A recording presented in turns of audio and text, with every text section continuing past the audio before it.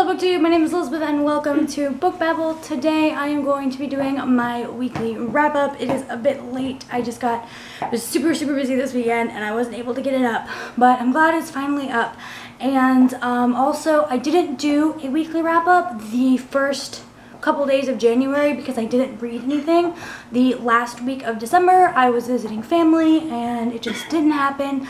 So these are all of the books that I've read since the first of the year. So let's go ahead and get started. The first book that I read was Passenger by Alexandra Bracken. I ended up giving this a 4 out of 5 stars. Passenger follows a girl who is thrust into a time-traveling adventure, and she learns that her family is from a long line of time travelers, and she kind of has to go to a quest, and it's really cool because the time traveling aspect, you go to a lot of different places in a short amount of time in this book, and we got to see like Damascus and World War II era England, and it was really awesome to see that. I really loved the storyline, and the time travel aspect was super cool to me.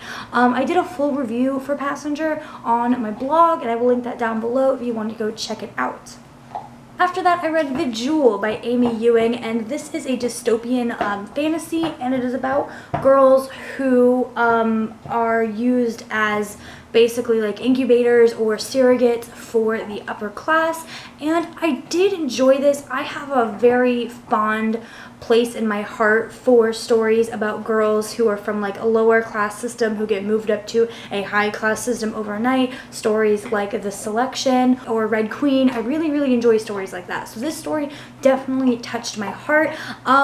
But it's not for everybody. If you're really bogged down on dystopians, or if you don't like that cliche trope of, the girl who, goes higher up in the class for whatever reason, then you probably won't like this book. I can see why some people really don't like it, but I really enjoyed this. I gave it a 4 out of 5 stars again, I believe, and I did a full review on my blog if you want to know all of the what my likes and dislikes for this series.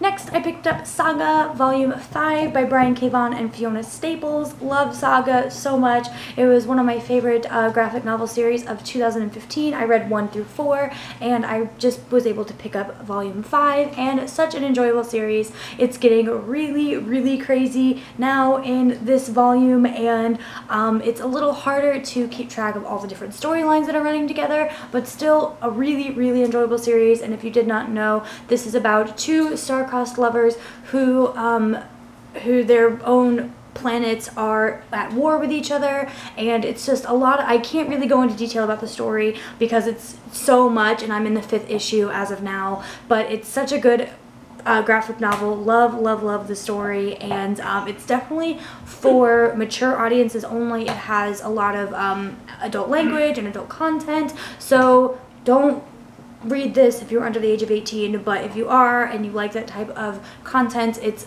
such an enjoyable series to read.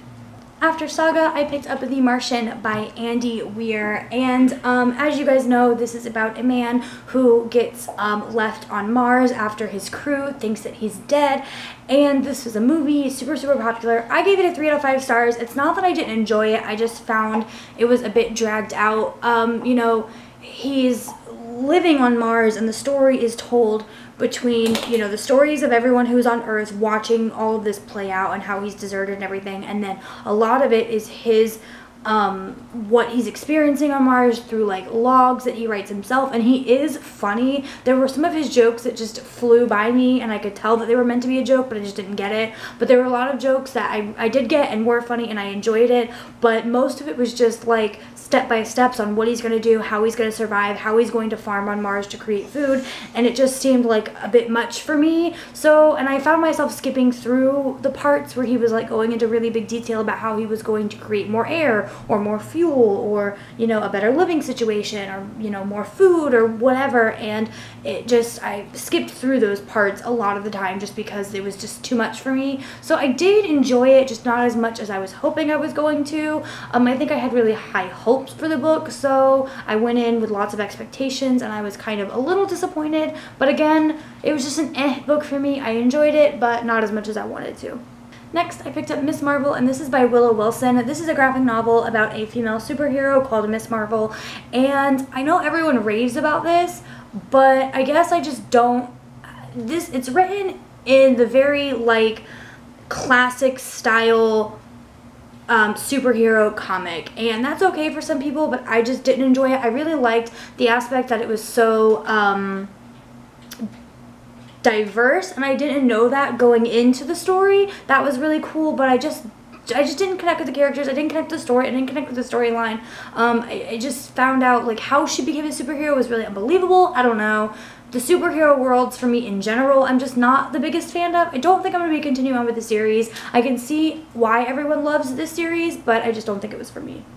I also finished Dumplin by Julie Murphy this week. This is another book that I think everyone raved about, and for me, I was just like, eh.